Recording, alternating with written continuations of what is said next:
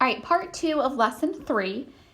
We just finished up that third example together. It's now your turn to try 4 and 5 on your own.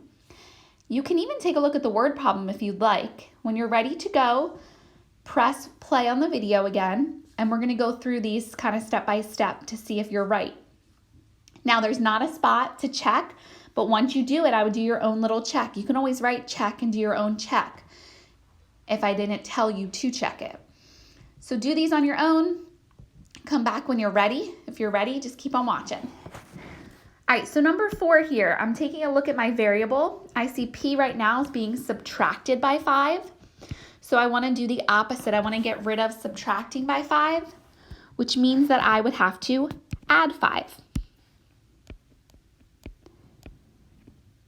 Now, that would cancel it out immediately. So whatever I do to one side of my equal sign, and again, maybe doing that upside down T shows where your equal sign is, I now have to do it to the other side. So I have to add 5. You're doing the same thing to the other side. Now this is where we're actually going to do some calculating. What does a -2 and a +5 give you? Guys, if you need to, draw your counters, use a number line, whatever helps you if you're still practicing those adding integer rules. But I should notice that one is positive and one is negative, so they're different signs. You should have subtracted them. So 5 minus 2 should give you 3. And you should have taken the sign of the larger number, which was 5. It's positive, so I'm going to leave it positive. So now P should equal 3. If you got that, go ahead and give yourself a nice star. If you did not get that, hopefully you maybe did a check so then you would know like, oh, I'm wrong. But take a look at your work. Maybe it was just a sign issue, or maybe you added those instead of subtracted them. If you wanted to do a check, which you should have checked yourself, this is my check. You plug back in that 3, so I have 3 minus 5. I want to know, will that give me -2? So I'm going to do keep, change, change. I now have 3 plus a -5. Different signs I would subtract, take the sign of the larger, and I got what I was supposed to get. So I know my check is correct. So I know my answer, P equals 3, is correct. All right, 5, a little trickier. I have fractions, but I didn't make it too hard because the fractions have that common denominator you already need in order to add or subtract them. So let's try this one. Q, take a look at your variable. It's Q here. Q is being subtracted by 5, 6, so I'm going to add 5, 6 to both sides. We're doing the opposite. I can cancel that out. Draw a line where my equal sign is. I know I'm just left with Q equals, and now let's do that same thing on the right side. Take a look. Do they have the same signs or different? Hopefully you notice they were different, which means you should have subtracted these fractions. To subtract fractions, they need a common denominator, which they do. So now we just subtract our numerators. So what is 5 minus 1? Hopefully you said 4. Keep your common denominator. Which is larger, 5, 6 or 1, 6? 5, 6, which tells me my answer should be positive. And now the last thing is just to decide, can I simplify? Which here you can. 4, 6, you should have simplified to 2/3. If you did not, go ahead and simplify that now. But if you got 2/3, congrats. Go ahead and give yourself a nice star. You are correct. And then all you had to do was check yourself.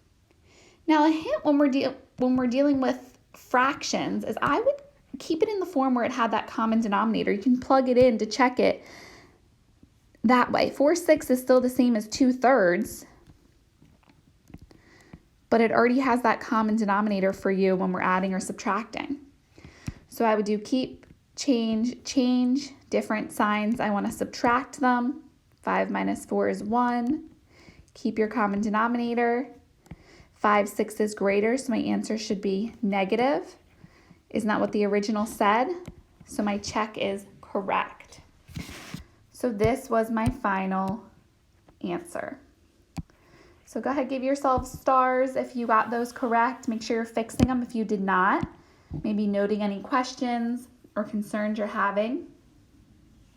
The last thing I want to do is this word problem to the right. It reads, a company has a profit of $750 this week. This profit is $900 more than the profit P last week.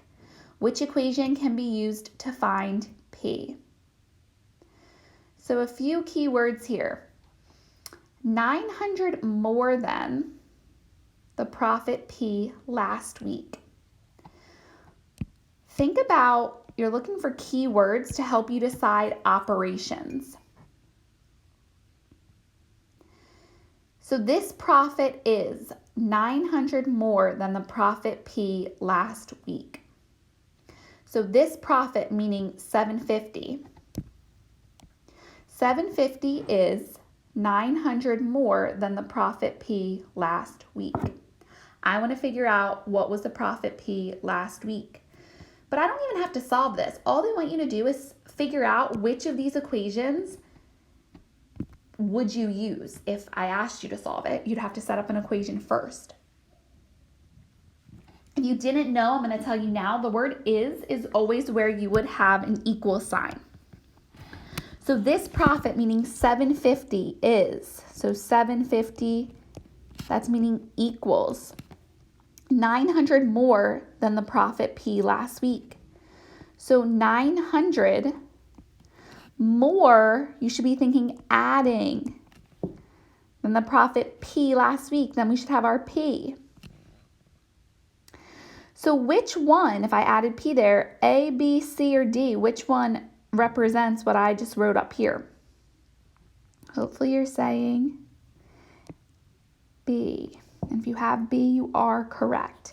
Because 900 plus P, I'm running out of room, so I'm going to make this a little nicer for you, is the same thing as P plus 900. Right? That's just that commutative property. We're just flipping the order. Addition, order doesn't matter. 900 plus P is the same thing as P plus 900. So when you're writing equations, always look for keywords like more than means adding, less than means subtracting. But something really important is that word is always is where your equal sign will go. All right, that's it for lesson 3. Let us know if you have any questions.